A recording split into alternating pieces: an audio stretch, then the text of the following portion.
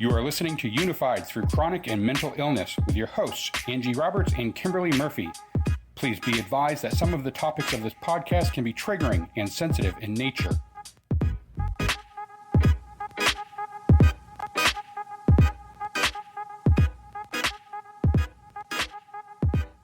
Thank you for joining us for the final episode of our Toxic Relationship miniseries with special guest Karleigh Saunders. We continue the conversation with the 5 steps to recovery. The 5 steps to recovery, which is my coaching framework that I work through, is so we've talked about priming your brain, which is super, super important. And then we talk about bringing your energy, and that's legitimately the energy that you generate. And then we talk about boundaries and respect. Then after that, we focus on breaking trauma bonds. And the final step is, and when I say final, that's very, very loosely final, because this is a continual process that you kind of have to continue to work through.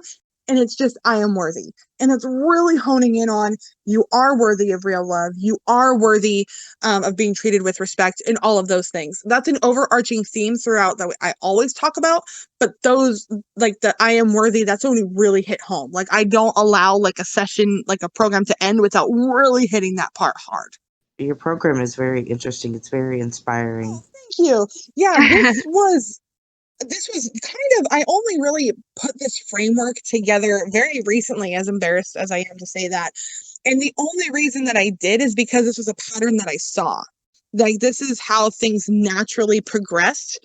Either I was talking to someone who I listened to a podcast, either I was talking to someone who my mom had gave me their phone number or gave them my phone number, whether it was a client. This was the same process that we always went through.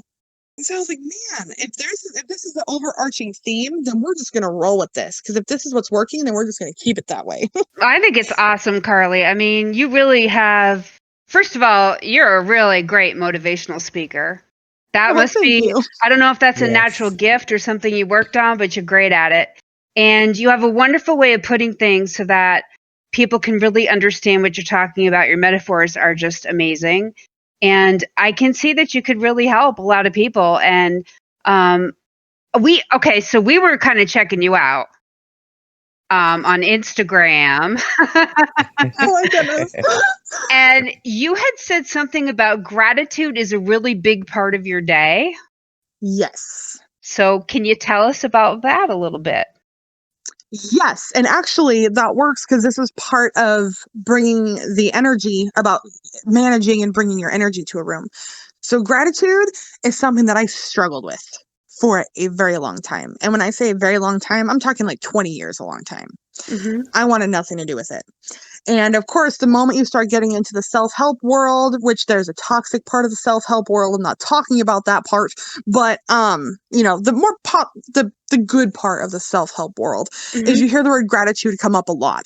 You hear it come up in the most irritating way. Because you're like, I'm so sick of this woman keeps saying thank you, and she's so grateful. And does she not understand what's going on in the world right now? What do you mean she's grateful? Like, oh my God, can someone just punch her to make her shut up about how grateful she is? Like, I am not kidding. I used to be, I'm not claiming it anymore. I used to be a very angry, very aggressive person. So I was not nice. I would never say it to someone's face unless they started it. But I was not a very nice person. And so it wasn't until I finally started to say thank you that I began to understand why. So this ties into, so I read High Performance Habits by Brendon Burchard, and the very first chapter of that book is called Bring the Joy. And there's a quote in there, and it's actually what we're talking about in Worthy this month too, is that the power plant doesn't have energy, it creates energy. And this was in reference to joy. We are our own joy generators. We don't have to wait for someone to give it to us. We can generate it for the world at large. We can generate joy for ourselves. And when I first read that, I remember exactly where I was. I was sitting in my car waiting for a Grubhub order. And I was so mad I threw the book across my car. My car is not a big car. I don't know why I threw it. I don't know what I thought was going to happen. But I chucked this really big hardcover book. I'm so glad it didn't break my window across my car. And I was so mad. I was like, Brendon, you have no idea. You have no, how dare you tell me I can generate joy? because I was filled with my right to be angry because the world was awful and there was nothing good in it, and I was allowed to be angry. And the fact of the matter is I was allowed to be angry. No one was telling me I wasn't allowed to be angry. Right. Someone just told me there was another option. And when there was another option, I got mad because that meant that I didn't have to stay this way. Right. And then I got mad that I wasn't taught this sooner. And that's a really brief overview of that. That's a really good book. I'm not an affiliate. I should be. I talk about that book all the time. But that moment in that car, and I picked it up begrudgingly. It was like 8:00 at night. It was pitch black. No one was even caring about my existence. And I didn't want anyone to see me picking up this book after I chucked it across my car. No one cared, but I was so self-conscious of myself. Right. And so I picked that book up and I kept reading. And it was so mind-blowing to me that I was allowed to feel anything other than anger. That I was allowed to accept what I had gone through, not justify it, but accept that it had happened and still see beauty in the world. That was such a mind-blowing shift. Now, I started to apply the joy concept, but it was a few months before I started to really apply the gratitude to that. I didn't realize how connected they were until it kind of just happened. And it was like, oh my God, seriously? Seriously, how did I not see this? Right. Once you realize you're allowed to experience another emotion other than joy, or other than whatever negative emotion you're feeling, you are probably going to be angry. You're going to be angry that it's an option because you want to continue to stay mad, because when you're mad, you can just continue to stay that way. You just continue and no one can criticize you. My mother is like that. My mom always says to me that anger is her favorite emotion because as long as she's angry, she can keep moving. It's like, it hurts so hard. It hurts so much to hear, but that was so me. That was so me. I was so in that place. And like people walked on eggshells around. It was so bad. I was not a nice person.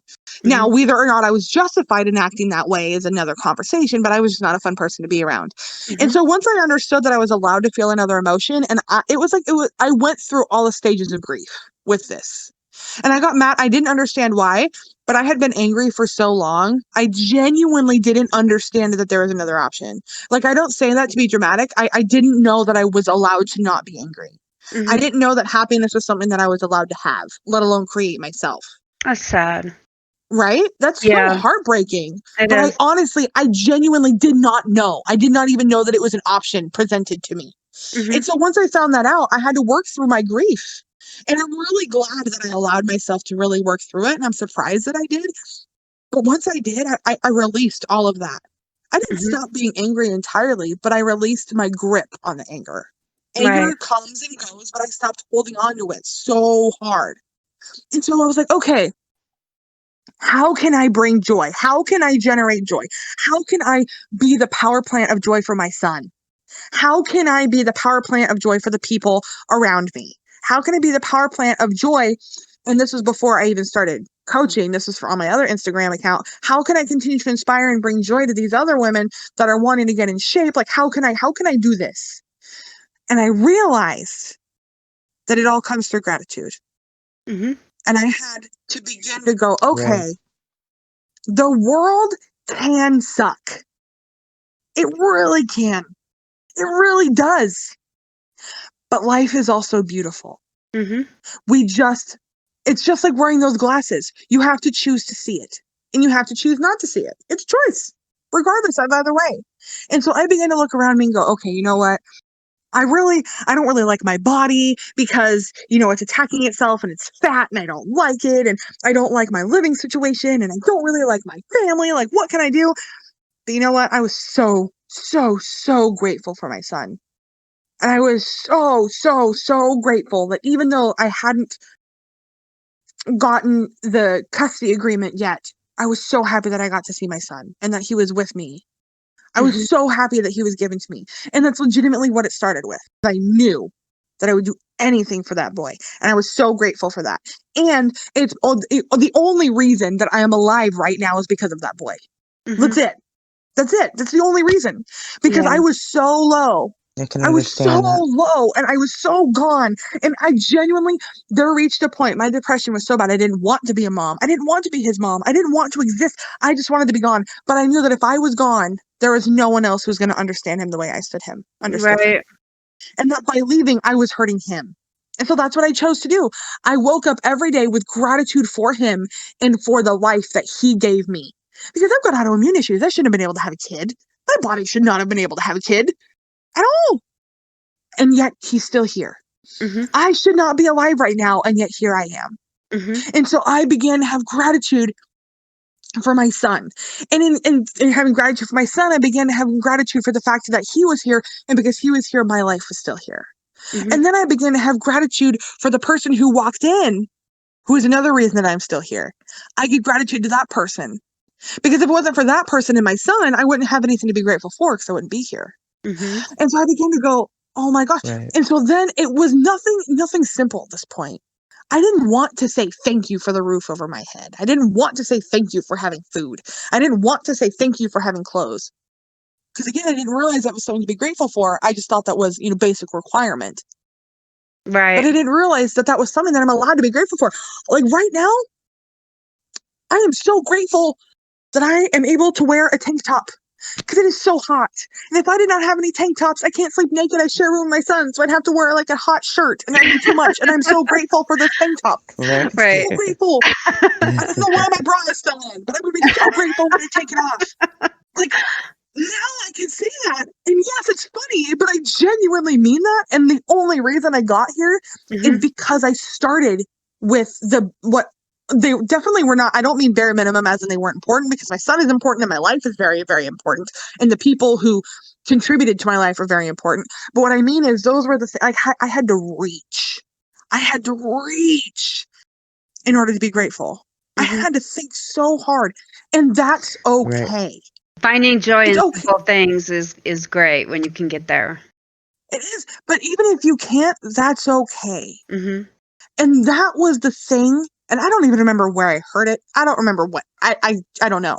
But at some point, I realized, I read, whatever, that it was okay that I couldn't find joy in the simple things right now. Mm-hmm. Because I was still alive and I was still here. And that was enough to be grateful for. Right. And I was like, okay.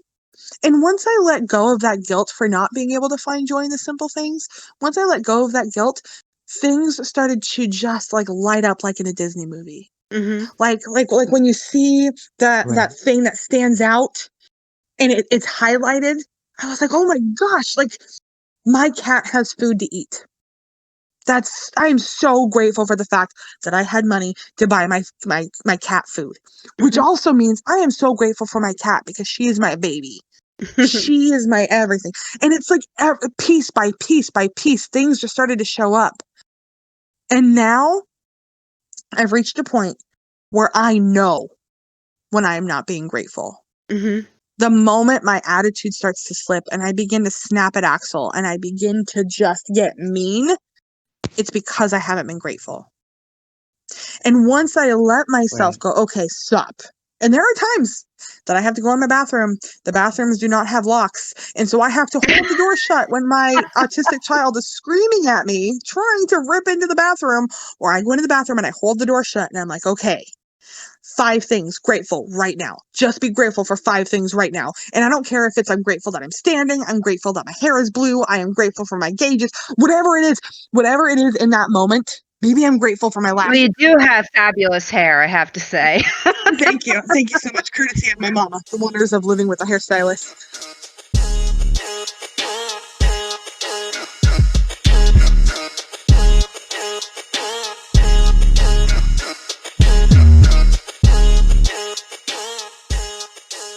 But like whatever it is, nothing is too shallow or too deep. Don't overthink it.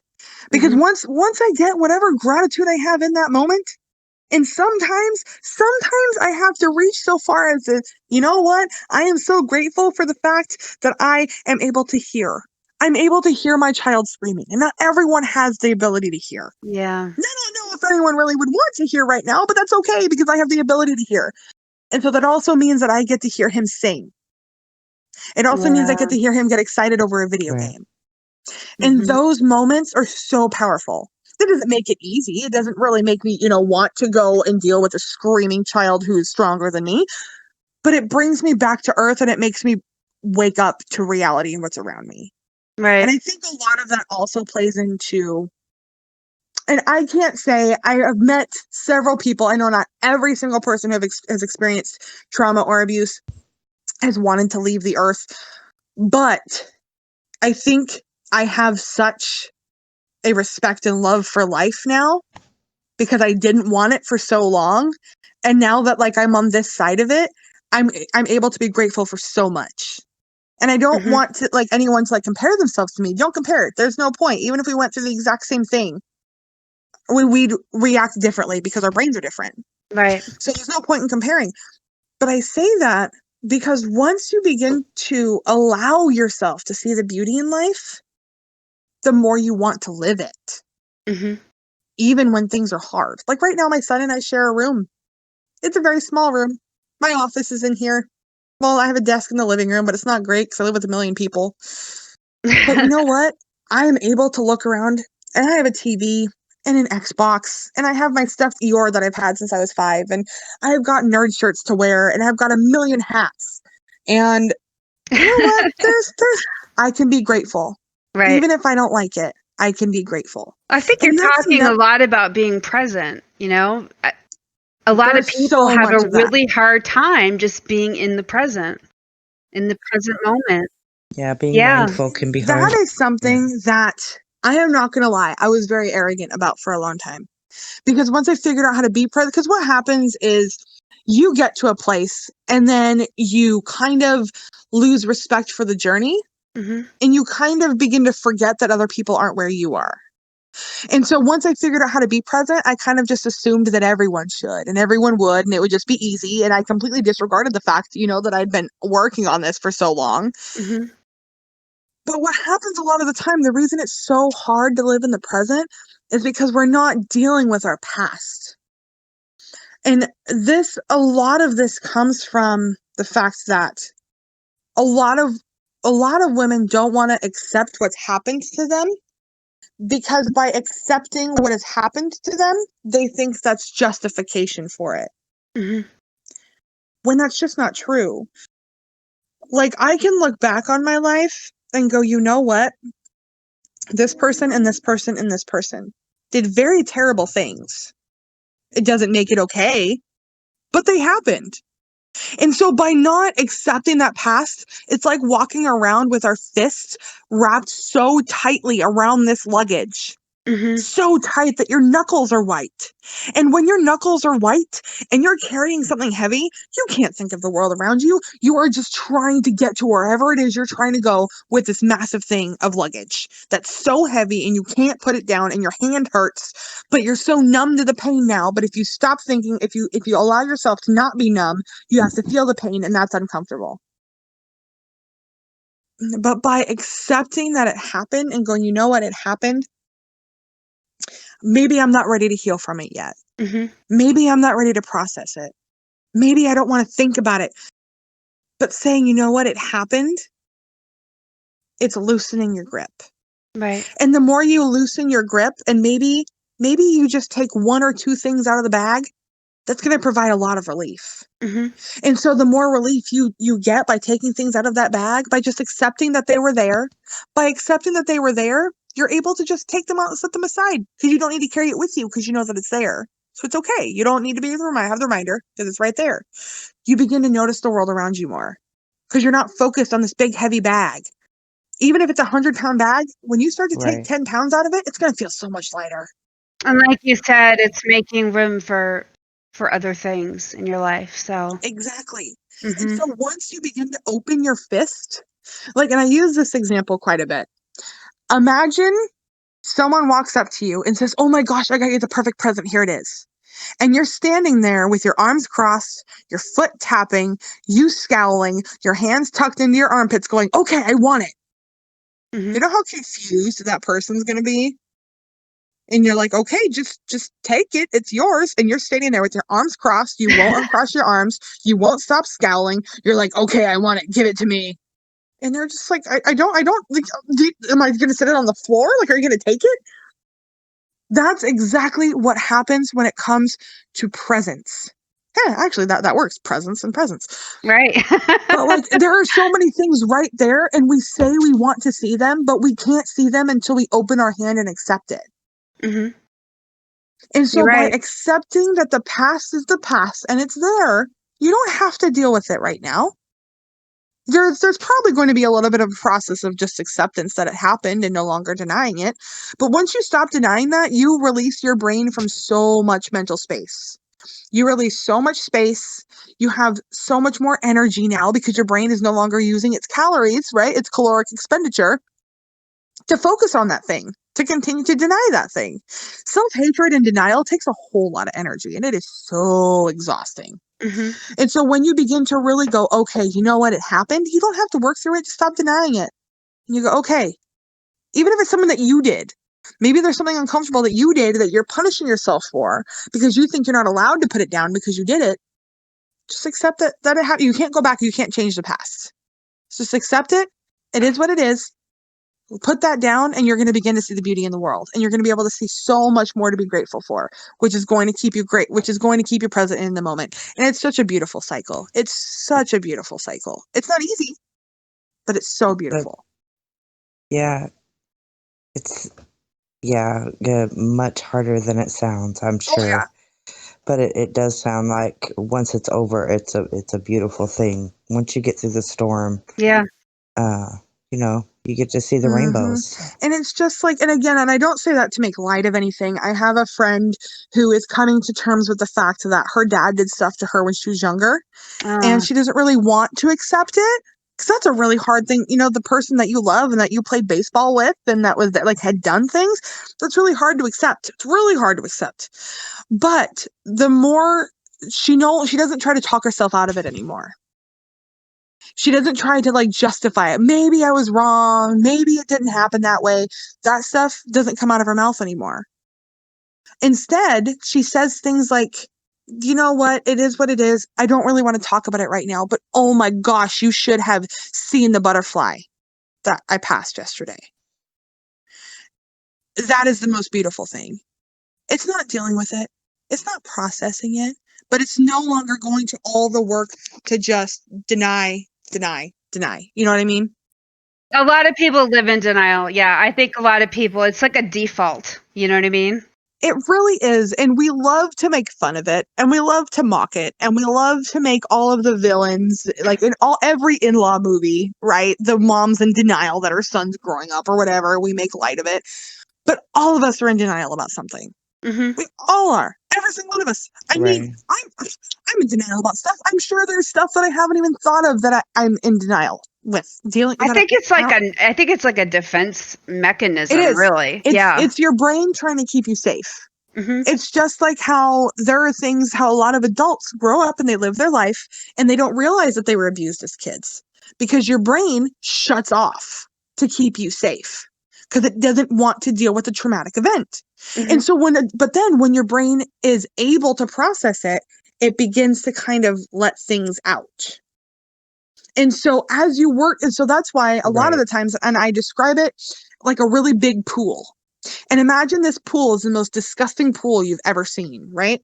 And so all you're focused on is getting all the crap on the top. You're not going to dive to the bottom and start cleaning. You just want to get the stuff on the top cleaned off.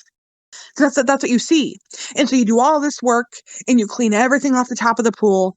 And you're like, oh my gosh, there's nothing at the top of the pool. How cool is that? But then things start floating to the top. Some things are heavier, so they float slower. Some things have that same reaction of like taking a very full beach ball, shoving it to the bottom of the pool, and it just shoots right up and makes a big mess of everything. But that doesn't mean that cleaning off the top of the pool wasn't good. It just means now there's more room for the deeper stuff to come up.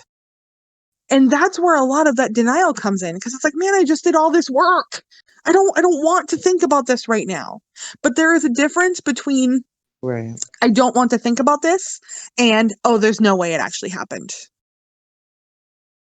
Even if you just get into the habit of saying, because your words are powerful, even by just saying, I don't want to think about it right now, instead of, I don't think it happened that way, is a big mindset shift. And the more you tell that to your brain, the less it's going to harp on the denial aspect and go more towards the, I don't want to talk about it right now aspect, if that makes sense. It does. That does make sense. So Karleigh, where can people find you for your coaching? You sound like a wonderful thank you so coach. much. So I am really, really present on Instagram. You can always reach out and DM me there. It's Karleigh.Lynn because I wanted Karleigh Lynn, but some lady who hasn't posted in 5 years took Karleigh Lynn. So I wasn't graced with that, but it's just Karleigh and then just a dot and then Lynn, Lynnne on Instagram. And then my website is karleighlynn.com. Okay. You can find my podcast there. You can go to karleighlynn.com/services to book a consultation call. Everything is there. Well, Karleigh, thank you so much for talking with Awesome. us. You are an amazing young woman, and you have such a way with words. And I've been smiling through a lot of this too, just so you know. Yeah, I know it's a hard subject, and we could probably talk for days and days and days on this because there's so many women that we know that are struggling with this. And I hope that they listen to this because, and I'm going to encourage that they do because you have a lot of great advice and a wonderful outlook on recovery and how to become a happier person. You have absolutely no idea how much that means to me.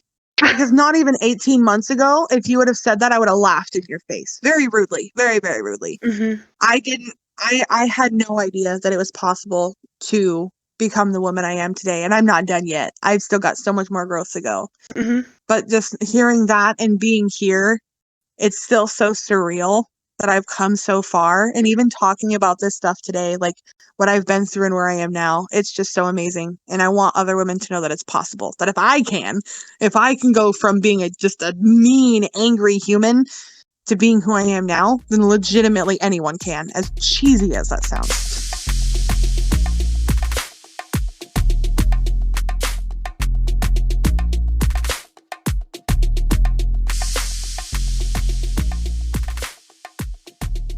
I thought Karleigh was really uplifting and she was really hardcore at the same time. I really appreciate that. That's how things get through my thick skull easier. Right.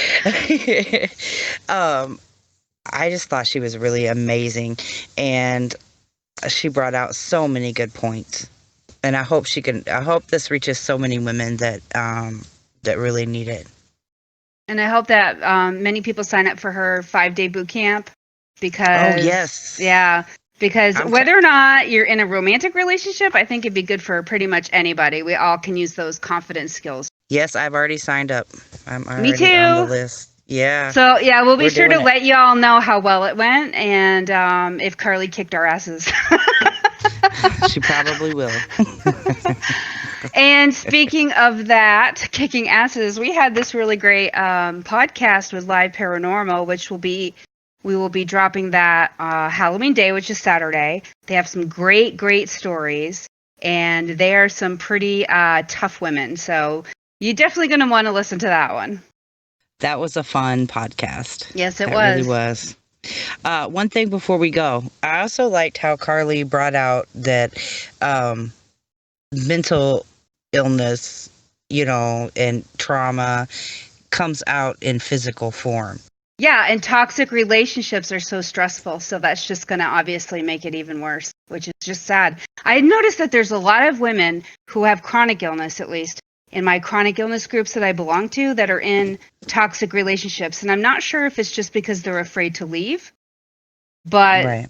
Or, this is another reason why Karleigh's boot camp would be good because she talks a lot about worth.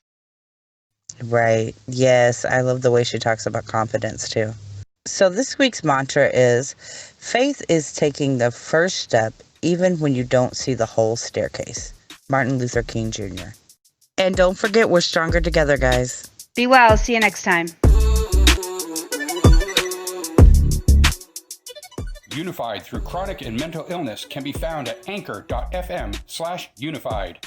There you can find all social media links as well as other ways to listen.